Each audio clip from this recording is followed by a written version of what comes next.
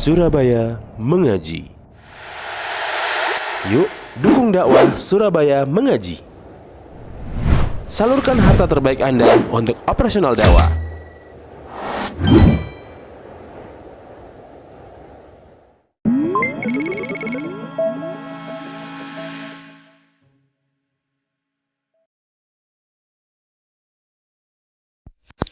Amma ba'du kaum muslimin wal muslimat, para jamaah yang semoga senantiasa dirahmati Allah. Alhamdulillah, puji dan syukur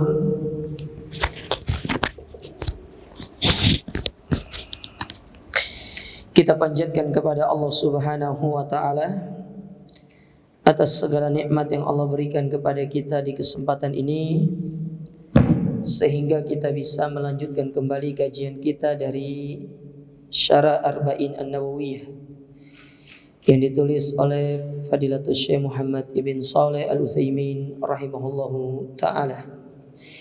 Kita masih pada hadis yang ke-23. Sekarang kita masuk ke pembahasan min fawaid hadzal hadis, di antara pelajaran atau intisari yang bisa diambil dari hadis ini.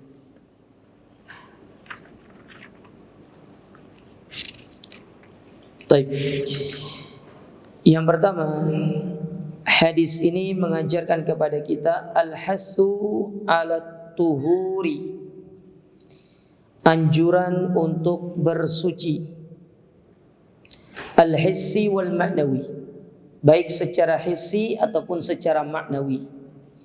Hissi itu secara lahiriah, sedangkan maknawi itu secara batin, lahir batin gitu. Ya. Apa maksudnya kita bersuci secara lahiriah? Seperti mensucikan pakaian, mensucikan diri dari najis. Itu namanya mensucikan diri secara his, yang nampak. Tempat ibadah, rumah, dan yang lainnya. Namun kebanyakan di antara kita sebatas pada hissi. Padahal toharo yang terbaik itu pada jenis yang kedua, maknawi, secara secara batinnya. Itu kita membersihkan hati-hati kita dari kesyirikan, dari penyakit-penyakit hati dan yang lainnya. Jadi bukan hanya secara penampilan fisiknya, casingnya, tapi juga dalamnya harus diperhatikan. Karena penilaian dalam itu yang lebih utama di sisi Allah daripada penampilan luarnya. Makanya Nabi SAW mengatakan, Innallaha la yanzuru ila suwarikum wa amwalikum. Penilaian Allah pertama itu bukan dari penampilan fisiknya, tetapi dari penampilan hatinya. Walakinnallaha yanzuru ila qulubikum wa a'malikum. Tapi Allah melihat kepada hati-hati kalian dan kepada amal ibadah kalian. Nah, amal ibadah itu diterima tergantung hati. Kalau hatinya ikhlas, diterima amal ibadah itu. Makanya kata para ulama, amal soleh itu atau kebaikan itu baru dikatakan amal soleh kalau terpenuhi padanya itu ikhlas dan mengikuti sunnah. Kalau salah satu dari kedua syarat ini hilang, maka amal itu tidak dikatakan amal soleh. Jadi sekali lagi, kebaikan yang kita lakukan itu, kalau ingin dikatakan sebagai amal soleh, harus dibangun di atas keikhlasan dari hati yang tulus dan mengikuti tuntunan Nabi. Baru dikatakan sebagai amal soleh. Kalau salah satunya hilang, dia tidak bisa dikatakan sebagai amal soleh. Oleh karenanya, Islam itu tidak berfokus kepada kuantitas semata, tetapi yang paling utama itu kepada kualitas. Dan kualitas itu tergantung dari dua syarat tadi, mengikuti sunnah dan ikhlas kepada Allah Subhanahu wa ta'ala. Ini perlu diperhatikan jemaah, supaya kita tidak hanya sekedar beramal itu karena banyaknya. Kalau sekedar banyak, itu metodenya orang Khawarij. Khawarij itu beribadah dengan banyak kepada Allah. Begitu pula dengan para pelaku bid'ah yang lainnya. Mereka memperbanyak amalan-amalan, tetapi nyatanya amalan yang mereka lakukan bisa jadi tidak ada keikhlasan, atau yang kedua, bisa jadi amalan mereka tidak sesuai dengan sunnah. Maka percuma amalan yang banyak tetapi tidak berkualitas. Tidak berkualitas. Karena sesuatu yang berkualitas itu akan memiliki nilai. Jangankan itu urusan akhirat ya, urusan dunia pun demikian. Coba antum lihat antara pasukan khusus dengan pasukan biasa, mana yang lebih istimewa? Jelas pasukan khusus, dia punya kualitas. Jumlah mereka nggak banyak, tapi punya kualitas. Ketika mereka memiliki kualitas, itu yang mengangkat dia menjadi istimewa di sisi Allah Ta'ala. Nah, kalau ingin amal itu menjadi amal soleh, perhatikan masalah ini. Hati, bersihkan hati kita, lahiriah kita, ya, batin kita, lahiriah kita. Ketika semua ini diperhatikan, maka kita termasuk orang-orang yang baik di sisi Allah Ta'ala. Taib. Kemudian yang kedua, pelajaran yang bisa diambil dari hadis ini, annal iman yataba'at. Iman itu memiliki bagian-bagian. Fa ba'duhu fi'lun wa ba'duhu tarkun. Sebagiannya itu berupa mengerjakan, sebagiannya berupa meninggalkan. Jadi ada yang berupa kita mengerjakan, ada berupa kita meninggalkan. Jadi meninggalkan sesuatu yang dilarang bagian dari iman. Mengerjakan sesuatu yang diperintahkan itu juga merupakan iman. Saya kasih contoh sederhana ya. Kita diperintahkan untuk berbicara yang baik dan dilarang untuk berbicara yang tidak baik. Di antara bentuk berbicara yang baik itu kita menyampaikan kebenaran. Maka ketika seorang berusaha untuk menyampaikan kebenaran, dia berbicara yang benar, maka dia telah melakukan satu bagian dari keimanan. Di sisi lain, syariat itu melarang kita untuk menyampaikan kedustaan ataupun berbicara perkara yang tidak baik. Mana contohnya? Seperti berbohong atau menggibah. Makanya ketika seorang meninggalkan dusta, meninggalkan gibah, berarti dia telah melakukan bagian yang lain daripada keimanan itu. Paham sama maksud saya sampai di sini ya? Ya. Jadi bukan hanya sekedar iman itu mengerjakan, tidak, tapi meninggalkan. Makanya bentuk ketaatan kepada Allah itu bukan hanya melaksanakan perintah, tetapi juga harus meninggalkan larangan. Di saat antum mengerjakan satu perintah, yang itu memang perintah, lalu antum meninggalkan satu larangan, itu memang larangan, berarti itu telah melakukan sebuah ketaatan yang disebut dengan iman. Iman itu mengerjakan dan meninggalkan, itu nama iman. Jadi bukan hanya iman itu fokus pada berbuat, melakukan sesuatu, tidak. Mengerjakan perintah tidak. Ada larangan yang harus ditinggalkan. Dan ketika kita meninggalkan larangan tersebut, maka itu bagian daripada iman kepada Allah Ta'ala. Makanya ketika Nabi SAW menyebutkan tentang iman, Nabi mengatakan al-imanu beda'un situn wa sab'una syu'bah. Iman itu memiliki 60-70 cabang. Bahwasanya keimanan itu bukan hanya satu model, tapi beraneka ragam. Dan dari satu model itu kemudian dia tajazza. Dia bercabang lagi. Ya, dia memiliki cabang-cabang keimanan itu. Dan inilah yang membedakan antara kita dengan Mu'tazilah, yang membedakan antara kita dengan Asy'ariyah, yang membedakan antara kita dengan Jahmiyah, terutama dengan Murji'ah. Yang membedakannya itu dalam masalah amalan.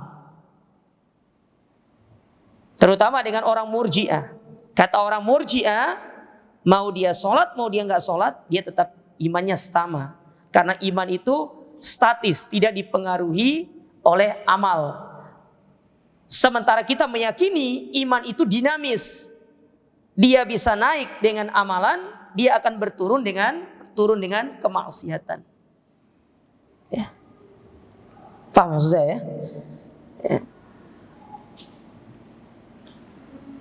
Jadi saya agak nyerempet ke kelompok-kelompok itu karena kelompok-kelompok ini jamaah, mereka itu mengeluarkan pola pemikiran mereka itu sebenarnya dari akal-akalan yang mana itu terpengaruh dengan ilmu-ilmu filsafat.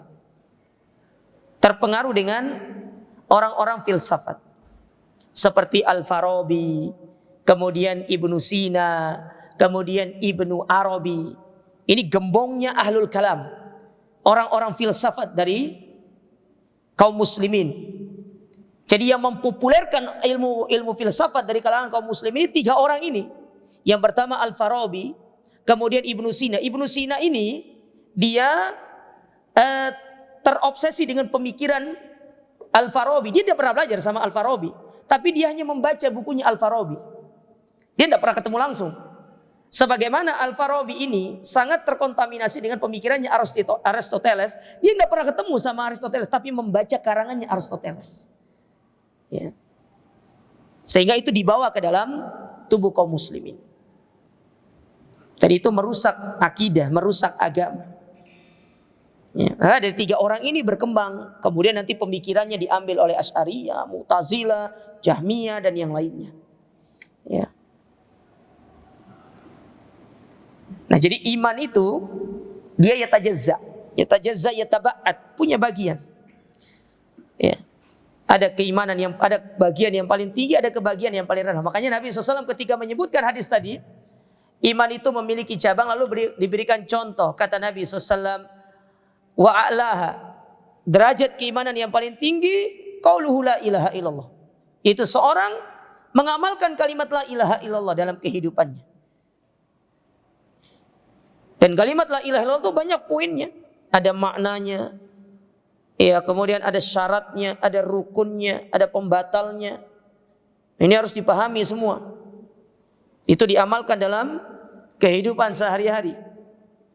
Sedangkan Nabi langsung mengatakan setelah itu wa adnaha, dan yang paling rendah imatatul adza anit thariq. Seorang menyingkirkan gangguan di jalan. Itu bagian daripada iman. Antum ketemu paku, antum angkat bismillah supaya paku ini tidak mengenai orang-orang yang melewati jalan tersebut, itu bagian daripada iman. Bagian daripada iman. Wal haya'u syu'batun minal iman. Dan orang memiliki rasa malu itu bagian daripada keimanan. Nah, ini akidah Ahlus Sunnah yang antum harus yakini. Iman itu yataba'at atau yatajazza. Dia bercabang, dia punya bagian-bagian. Ada bagian yang paling tinggi, ada bagian yang paling rendah. Seperti pohon, makanya disebut dengan syajaratul iman. Ada pangkalnya, ada ujungnya. Ada posisi yang paling rendah, ada yang paling tinggi. Makanya disebut dengan syajaratul iman namanya. Ada sebuah buku yang menjelaskan masalah itu, karangan dari Syekh Abdurrahman bin Nasir As-Sa'di, judulnya adalah Syajaratul Iman. Itu tentang pohon keimanan, dan itu dijelaskan atau disyarah oleh Syekh Abdul Razak, dan insyaallah bukunya sudah ada. Syarah li Syajaratul Iman, itu penjelasan tentang pohon keimanan yang dijelaskan oleh Syekh Abdurrahman bin Nasir As-Sa'di rahimahullahu taala. Taib. Itu yang kedua. Yang ketiga, pelajaran yang bisa diambil dari hadis ini. Hadis ini mengajarkan kepada kita fadilatu hamdillahi azza wa jalla haitsu qala innaha tamla'ul mizan. Keutamaan dari kita memuji Allah, bertahmid kepada Allah. Tatkala Nabi SAW mengatakan bahwasanya kalimat tahmid ini akan memenuhi timbangan. Sehingga dari sini kata para ulama, jangan pernah meremehkan yang namanya ucapan tahmid. Kita memuji Allah Subhanahu wa ta'ala. Contoh yang lain misalkan ya.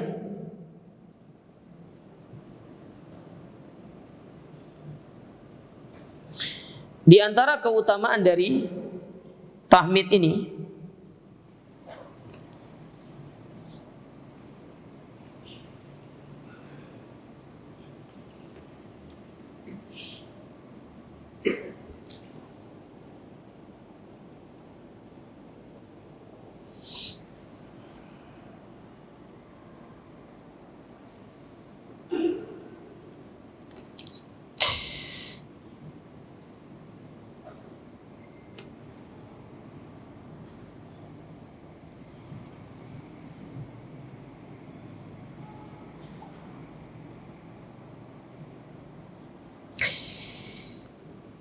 Sabda Nabi SAW,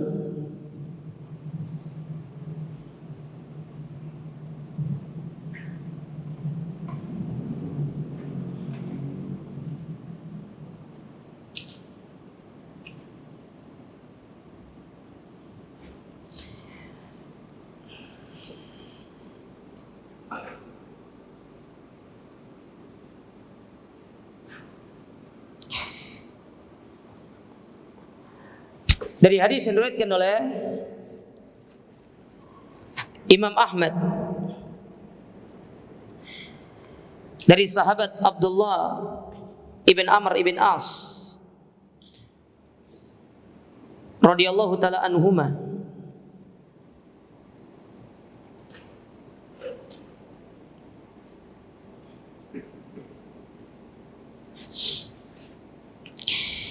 kata Nabi sallallahu alaihi wasallam, ma 'alal ardi rajulun,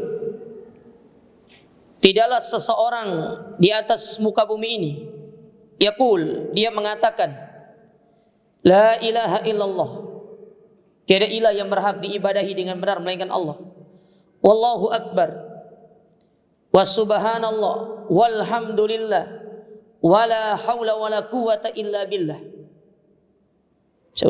Insyaallah antum sudah hafal zikir ini. La ilaha illallah wallahu akbar wa subhanallah walhamdulillah wala haula wala quwata illa billah. Apa yang akan didapatkan oleh orang yang mengucapkan zikir ini? Kata Nabi SAW, illa kuffirat anhu dhunubuhu, melainkan Allah Ta'ala pasti akan menghapuskan dosa-dosanya, walau kanat aktsara min zabadil bahr, meskipun dosanya itu lebih banyak daripada buih yang ada di lautan. Kita manusia yang tidak luput dari dosa saja. Dan di antara cara untuk kita menghapuskan dosa-dosa kita dengan memperbanyak tahmid kepada Allah.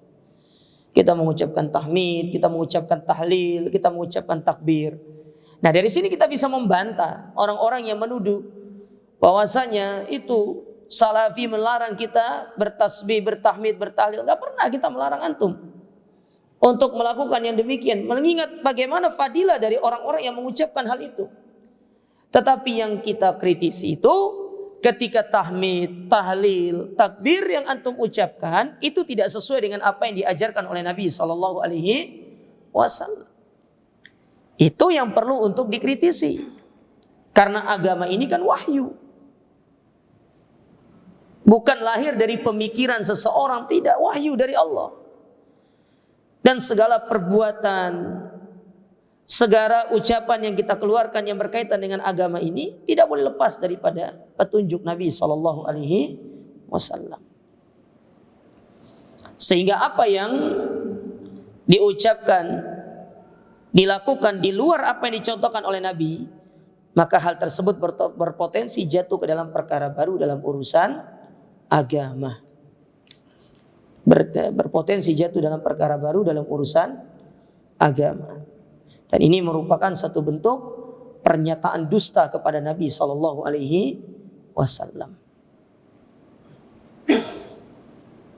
Siapa yang bisa sebutkan saya pengertian atau ucapan Imam Malik? Pakai bahasa Indonesia saja. Yang bisa menyebutkan perkataan Imam Malik terhadap orang-orang yang melakukan bid'ah, itu sama halnya dengan menuduh Nabi berdusta. Saya kasih hadiah.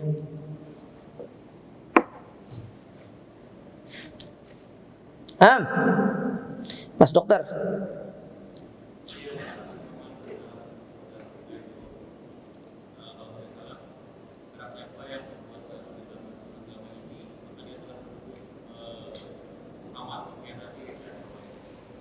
Terus, sampai situ aja. Gak mungkin saya bagi dua ini.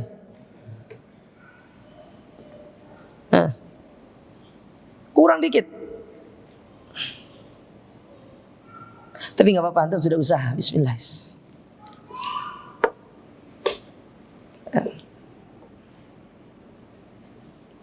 Apa? Nah, Imam Malik pernah mengatakan, "Man ibtada'a fil Islami bid'atan yaraha hasanatan faqad za'ama anna Muhammadan khana risalah." Li'anna Allah Ta'ala yaqul al-yawma akmaltu lakum dinakum wa atmamtu 'alaikum ni'mati wa raditu lakumul Islam dinan. Wa man lam yakun yawma idzin dinan lam yakun yawma idzin dinan. Barang siapa yang melakukan satu perkara baru dalam urusan agama, maka dia telah menuduh Nabi Muhammad berdusta. Padahal Allah telah mengatakan, hari ini telah kusempurnakan agama kalian dan telah kucukupkan nikmatku untuk kalian dan aku ridhoi Islam sebagai agama untuk kalian, dan apa yang pada hari itu disahkan sebagai agama, maka di luar itu maka bukan sebagai agama. Ini pernyataan Imam Malik yang disampaikan kepada kita. Bayangkan di situ ada sebuah kalimat, orang yang melakukan satu perkara baru sama halnya dengan menuduh Nabi berdusta. Dan menuduh Nabi berdusta ini satu bentuk tindakan kekufuran. Antum kufur menuduh Nabi SAW berdusta. Kalau antum menuduh Nabi berdusta, seolah-olah antum menuduh Allah itu tidak tahu kalau Nabi itu berdusta. Larinya ke situ. Kalau antum menuduh Allah tidak tahu Nabi berdusta, berarti antum menuduh Allah itu tidak mengetahui perkara yang gaib. Banyak rentetannya, banyak poinnya di situ, jemaah. Makanya hati-hati, ya, bukan perkara yang serampangan, bukan perkara yang sepele, perkara-perkara bid'ah itu perkara yang berat. Menuduh Nabi berdusta saja itu sudah termasuk perkara yang bisa menjadikan kita kufur kepada Allah. Apalagi kalau kita rentetkan semua itu, menuduh Nabi berdusta berarti seolah-olah Allah itu membebankan wahyu itu kepada orang yang tidak amanah. Berarti Allah tidak mengetahui tentang kedustaan Nabi yang dilakukan. Sementara Allah Maha mengetahui. Berarti seolah-olah antum ingin mengatakan Allah itu pada hakikatnya ilmunya tidak mengetahui seluruh perkara yang gaib.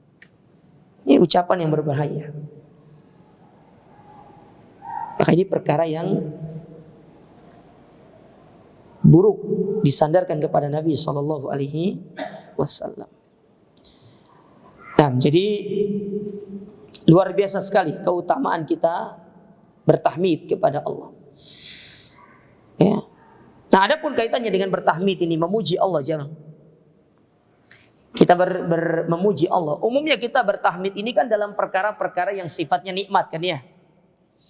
Ibnu Qayyim beliau pernah mengatakan, seorang itu dia akan sampai pada derajat tahmid yang sempurna kalau di dalam tahmidnya itu memenuhi 3 unsur. Unsur yang pertama yaitu al-iqraru bil qalbi, yaitu kita membenarkan dengan hati kita bahwasanya segala kenikmatan itu merupakan karunia Allah. Allah yang memberikan kita kenikmatan itu. Hati kita harus memiliki sifat istiqra di situ, meyakini semua itu merupakan karunia dari Allah. Karena kan ada orang itu ketika dia dapat nikmat, dia mendapatkan satu kebaikan, terkadang yang ada dalam dirinya itu dia selalu menisbatkan ini karena kelihayan dia, kepintaran dia, karena pengalaman yang dia miliki, ya, karena apalah bahasanya skill yang dia miliki sehingga dia bisa mendapatkan semua itu. Bagaimana dia memiliki pengalaman yang banyak sehingga sampailah pada titik itu kemudian dia bisa berhasil untuk mendapatkan semua itu. Kalau itu yang terbesit dalam diri kita, itu kurang tepat. Karena Allah Ta'ala dalam Al-Quran mengatakan, wa ma bikum min nikmatin fa minallah. Nikmat apapun yang ada pada diri kalian. Jadi kalau dikatakan nikmat apapun, mau nikmat yang kecil ataupun yang besar, mau nikmat yang tampak ataupun yang tidak tampak, itu semuanya dari Allah Ta'ala. Maka kalau kita mau urai semua itu, orang dapat satu kebaikan, okelah dia mengatakan, ini disebabkan karena skill yang saya miliki. Pertanyaan lanjutannya, skill itu siapa yang kasih? Siapa yang berikan skill itu kepada kita? Kan itu harus ditanyakan dalam diri kita. Skill itu siapa yang kasih? Yang berikan siapa? Kepintaran siapa yang berikan kepada kita?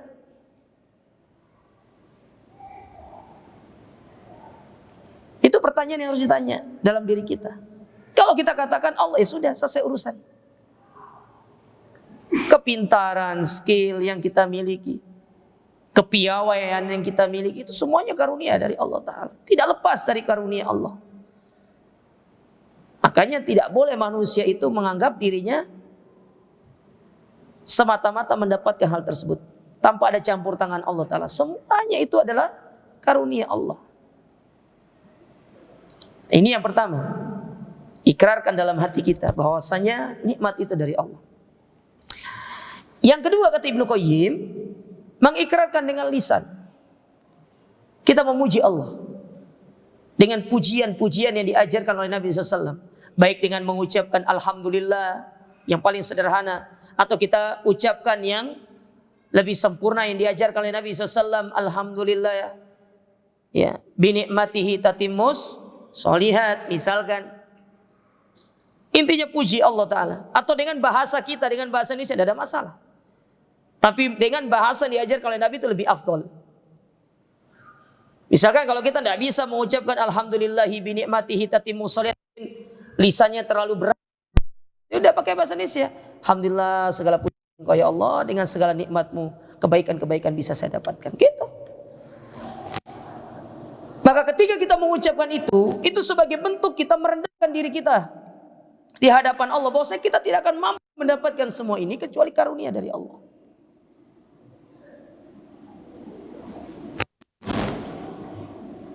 Maka jangan lupa untuk memuji dengan kita. Sebagaimana kita kalau diberikan kebaikan sama orang, kita berterima kasih sama dia, maka ketika Allah memberikan kita nikmat, maka kita pun harus memuji Allah Ta'ala dengan lisan-lisan kita. Yang ketiga, kata Ibnu Qayyim, supaya bersyukur itu lebih sempurna atas nikmat tersebut, maka gunakan segala nikmat itu sebagai sarana untuk mendekatkan diri kepada Allah. Ya. Nikmat itu kan banyak ya, beraneka ragam. Ada orang diberikan nikmat ini, nikmat itu, nikmat sehat, kelapangan harta, kelapangan waktu, apalah. Intinya nikmat apapun itu, yang macamnya beraneka ragam itu, ketika antum dapatkan, antum pakai dia untuk mendekatkan diri kepada Allah.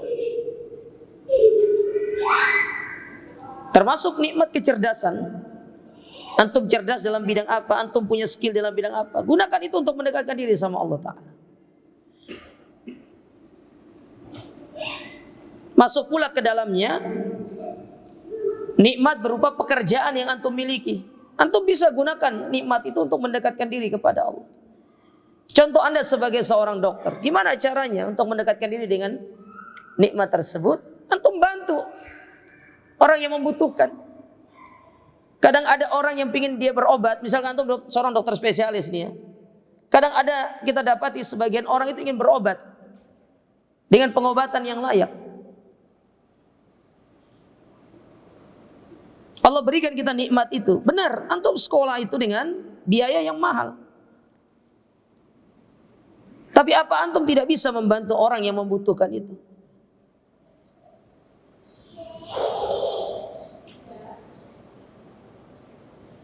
Kecuali kalau antum memiliki pola pemikiran bahwa segala sesuatu harus diuangkan, itu beda hal. Tapi kalau antum ingin mendekatkan diri dengan pekerjaan antum bermanfaatlah untuk kaum muslimin. Jadilah orang nafa yang memberikan manfaat kepada kaum muslimin melalui pekerjaan antum. Antum sebagai seorang pedagang misalkan, ya, sebagai seorang pedagang, antum juallah dengan cara yang amanah, antum jual dengan cara yang terbaik, antum meringankan kepada saudara-saudara antum. Kalau memang mereka butuh untuk diringankan, diringankan. Tapi kepada orang-orang yang amanah. Namun kadang-kadang ada orang itu ya, dia mencari celah. Dia memanfaatkan keringanan itu untuk melakukan keburukan. Nah, kalau antum dapati orang seperti ini, udah, enggak usah antum kasih keringanan. Tapi kalau dia benar-benar membutuhkan, dia adalah orang yang layak untuk dibantu, silakan. Tidak ada masalah. Ya, tidak ada masalah. Jadi banyak cara untuk mendekatkan diri kita kepada Allah. Tidak harus ya orang-orang yang hanya memiliki harta, tidak. Tapi apa yang kita miliki dari nikmat-nikmat itu kita gunakan untuk mendekatkan diri kepada Allah Subhanahu wa taala. Nah, ini 3 poin yang disebutkan oleh Imam Ibnu Qayyim supaya kita bersyukur dengan rasa syukur yang sempurna. Baik, kemudian pelajaran yang keempat.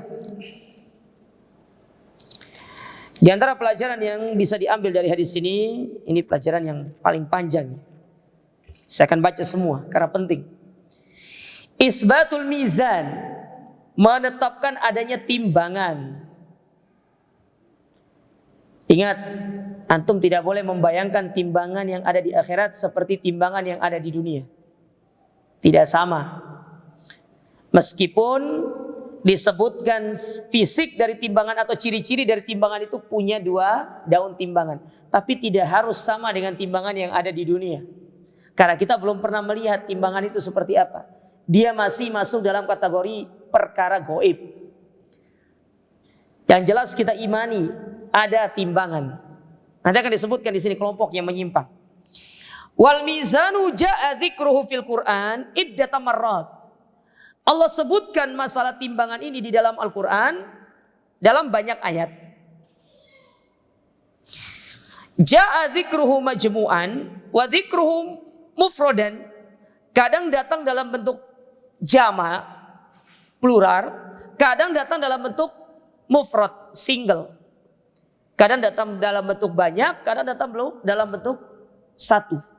Contoh dalam surat Al-Anbiya, Allah Subhanahu wa taala berfirman, kata Allah taala, wa nad'ul mawazinal qista liyaumil qiyamah, dan kami akan mendatangkan timbangan-timbangan yang adil pada hari kiamat. Ya. Kami akan datangkan timbangan-timbangan yang adil. Nah, di situ Allah menggunakan bentuk jamak. Ya. Mawazin. Karena mawazin itu jamak dari mizan. Mizanun jamaknya mawazin. Ya, jamaknya mawazin.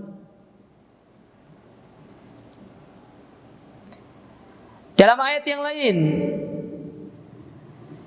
dalam surat Al-Qari'ah ayat yang ke-6, apa kata Allah? Fa amma man thaqulat mawazinuhu, adapun orang-orang yang berat timbangannya, ya, sama di situ Allah menggunakan kata bentuk jamak, timbangan. Jadi bisa disimpulkan timbangan itu banyak. Tapi kata para ulama belum tentu ketika sesuatu yang diungkapkan dalam bentuk jamak itu menunjukkan dia banyak. Bisa jadi itu satu, tapi dia diungkapkan dalam bentuk banyak sebagai ta'zim, pemuliaan. Contoh ya, gambaran contohnya. Seperti seorang MC ketika dia berdiri di atas panggung dia mengatakan, ya kami, padahal dia berdirinya berapa? 1 orang. Atau seperti Allah Subhanahu wa taala menggunakan domir nahnu, padahal Allah itu satu. Ini dalam bahasa Arab itu biasa.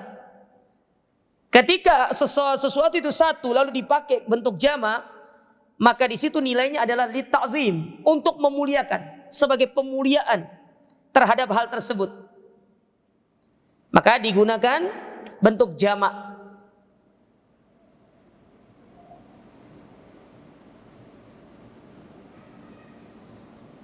Dan dalam Al-Quran banyak Allah Ta'ala sering menggunakan ayat-ayat yang menunjukkan dia itu banyak, padahal yang melakukannya cuma Allah sendiri.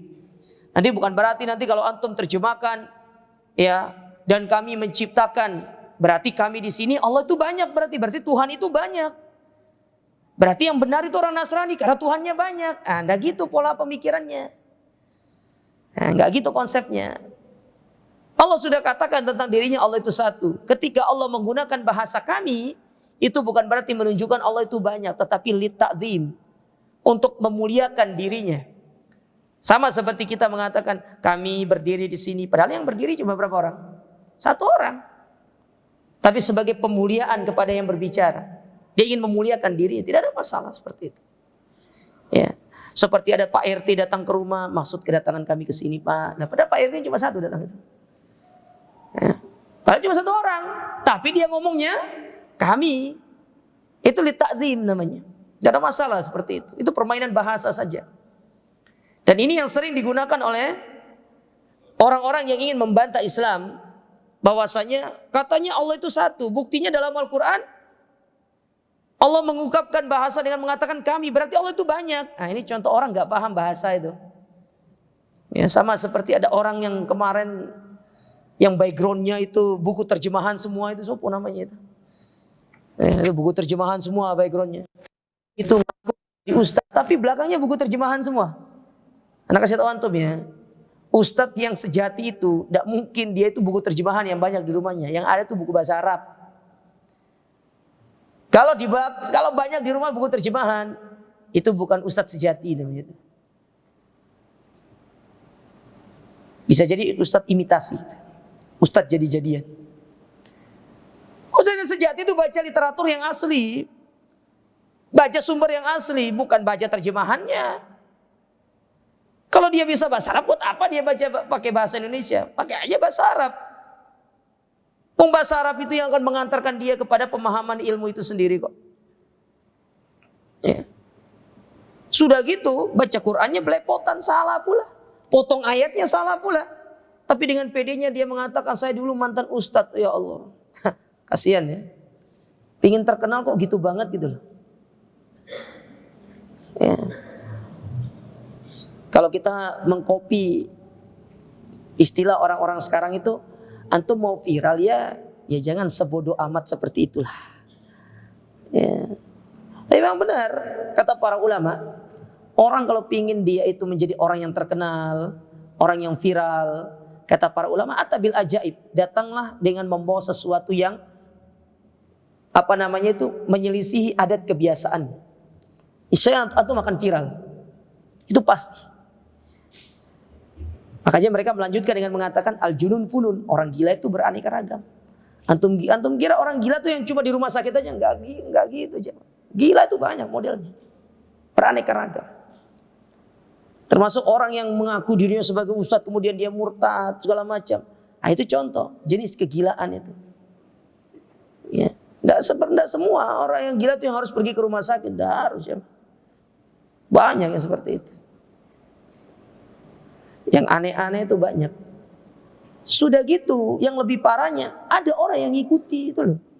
Berarti sebenarnya yang bodoh ini yang mana ini?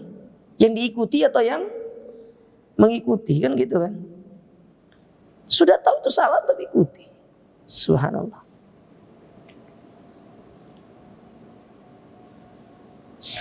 Wa ja'a dzikruhu fis sunnah sharih.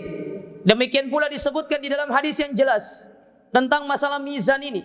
Kalimatani khafifatani ala lisan. Dua kalimat yang ringan di lisan. Sakilatani fil mizan. Berat di timbangan. Tuh Nabi menyebutkan apa? Timbangan. Bahwasanya timbangan itu ada nanti di hari kiamat. Tapi sekarang pertanyaannya, wa hadzal mizanu hal huwa hissiyun aw ma'nawi? Apakah timbangan itu di hari kiamat itu ada fisiknya atau hanya sebatas maknawi? Tidak ada timbangan itu, hanya sebuah istilah saja. Ataukah memang benar-benar itu adalah ada fisiknya? Qalatil Mu'tazilah. Maka orang Mu'tazilah mengambil pendapat innahu ma'nawi. Timbangan itu enggak ada kata mereka. Wa huwa kinayatun an iqamatil adl. Namanya timbangan itu hanya sebuah kiasan untuk menunjukkan keadilan Allah. Karena sesuatu itu kalau ingin diketahui tentang keadilannya kan harus ditimbang. Kata mereka begitu. Nah ini dia, mulai main logika. Itu tadi, orang Mu'tazilah terpengaruh dengan pemahamannya 3 orang tadi. Al-Farabi, Ibnu Sina, kemudian Ibnu Arabi. Yang mana ketiga orang ini terpengaruh dari pemahaman yang namanya Plotinus. Jadi ada namanya Plotinus, ada namanya Plato, ada namanya Aristoteles. Dan semua itu nanti kembali kepada pemahaman yang namanya Sokrates, segala macam itu. Ya, pusing jemaah, antum gak usah belajar itulah. Yang ada antum, aduh. Anak lagi belajar tentang masalah itu. Dan walhamdulillah, Antum doakan anak supaya tidak kena syubhat ya jemaah ya. Berat masalah itu. Makanya kadang-kadang itu nggak paham anda ternyata. Anda harus baca ulang, ngerti. Baru paham. Ya. Apalagi pemahaman ada ini, al-faidul awal, ada namanya al-faidul ilahi namanya. Wah, istilahnya aneh-aneh. Lebih baik antum belajar Al-Quran dan Sunnah sudah. Biar kita yang pusing dah. Nanti isi-isinya kesimpulan kita sampaikan kepada antum semuanya. Tapi silakan adzan terlebih dahulu.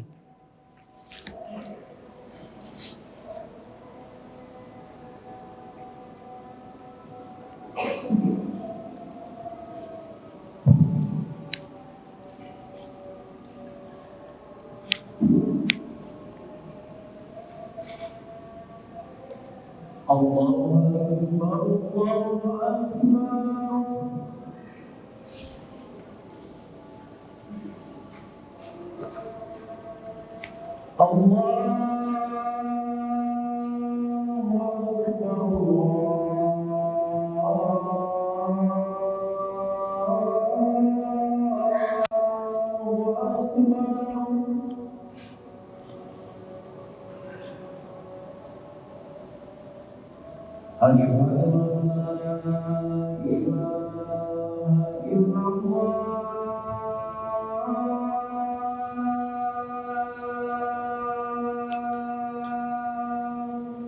Asyhadu an la ilaha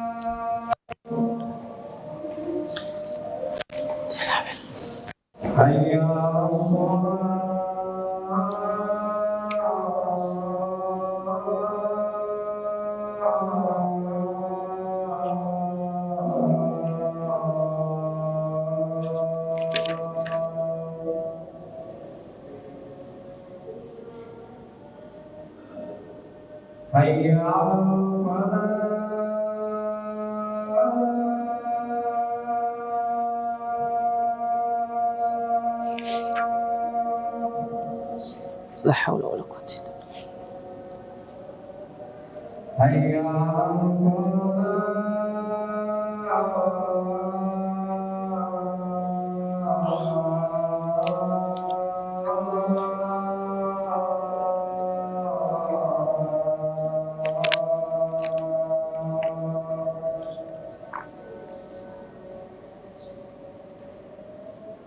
Allah.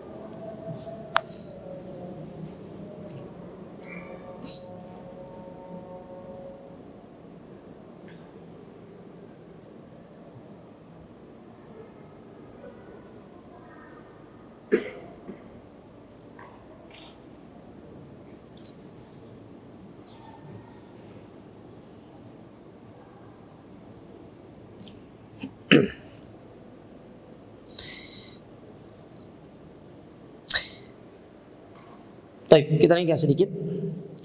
Kata Mu'tazilah, innahu ma'nawi. Timbangan itu dia tidak ada fisiknya, dia hanya sebatas maknawi. Wa huwa kinayatun an iqamatil adl. Yang mana itu hanya sebagai kiasan untuk menunjukkan keadilan Allah Ta'ala. Allah itu maha adil. Maka diungkapkanlah dengan adanya timbangan itu. Ya. Oleh karenanya para jamaah sekalian, ini diantara bentuk kesesatan Mu'tazilah, mereka menolak yang namanya timbangan. Mereka mentakwil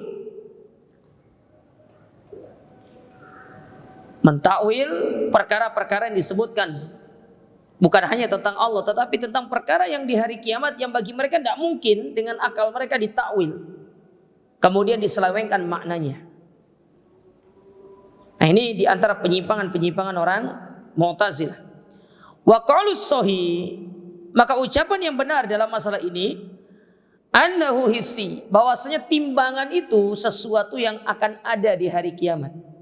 Fisiknya ada, tapi bentuknya hanya sebatas dikabarkan oleh Nabi SAW, lahu kifatan, dia memiliki 2 daun timbangan, walahu lisan, dan dia punya lisan.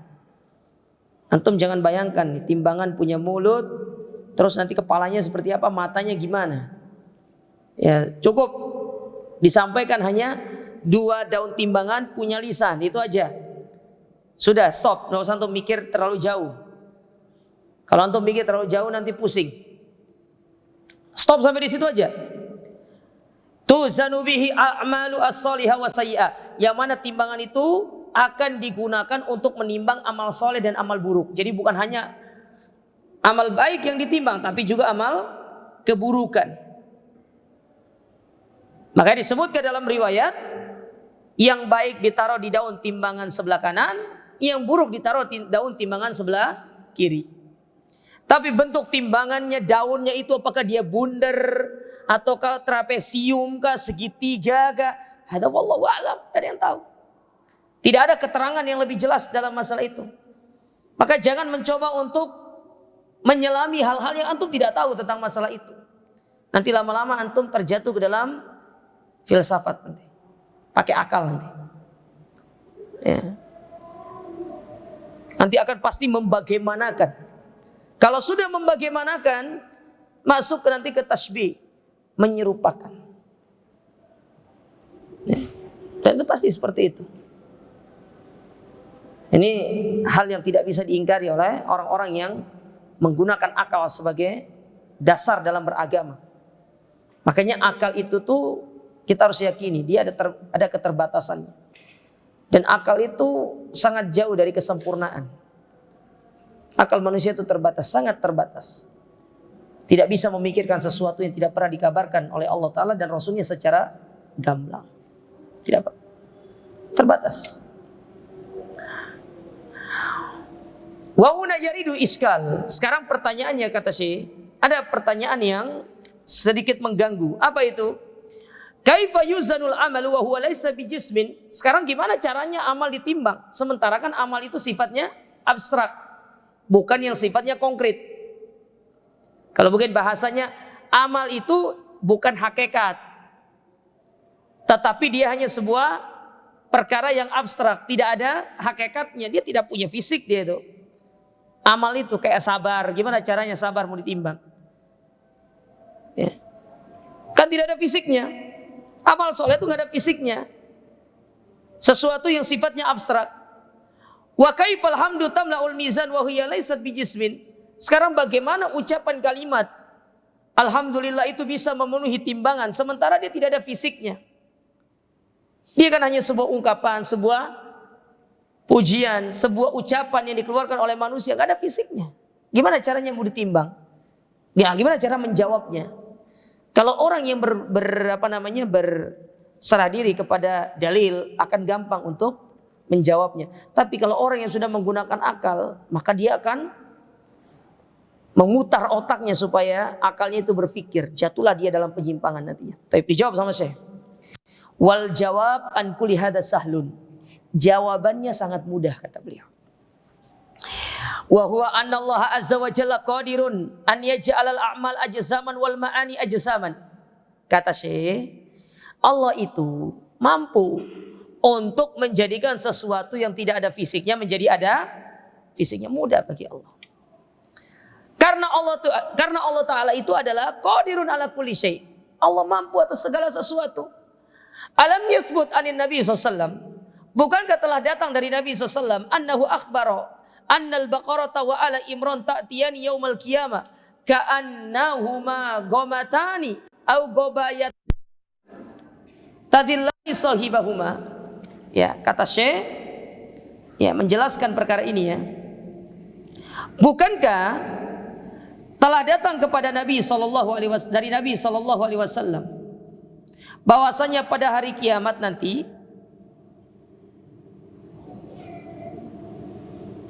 surat Al-Baqarah dan surat Ali Imran itu akan datang pada hari kiamat seolah-olah awan dan naungan yang akan menaungi para pemiliknya, maksudnya yang suka membacanya.